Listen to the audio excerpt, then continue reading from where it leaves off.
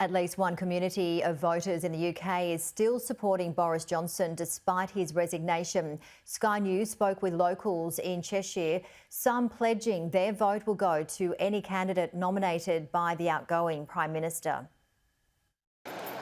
Political resignations many miles away mean big decisions in places like this. Conservative strongholds in Cheshire like to back a winner. For the 100,000 Tory party members who'll decide the next leader, there's real pressure to make the right choice. It's definitely not going to be an easy decision. It's definitely a decision I feel like there's a lot of pressure to get the contest underway and get it completed as quick as we possibly can. I think first and foremost, it has to be someone who has got integrity and honesty and willing to make a decision and stick by it, but also someone who's truthful and not being bullish and arrogant like Boris Johnson. But behind the blue doors of Conservative clubs, you'll find this reality, that although Boris Johnson's cabinet deserted him, he still has huge grassroots support. I mean, I'm a Boris fan. I voted for Boris, not so much for the Tory party. I like Boris, and I thought he had vision. He made the right decisions in the right places at the right time. However, it's been a bit silly, hasn't he?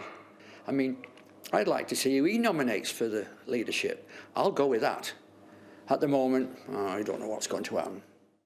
And although it's members that'll pick the next leader, it's general voters that'll keep them in power. In the 50 years that Linda and Ken have been married, they've seen nearly a dozen prime ministers come and go, and right now see no obvious next one. The problem that I have now is who is there to take over?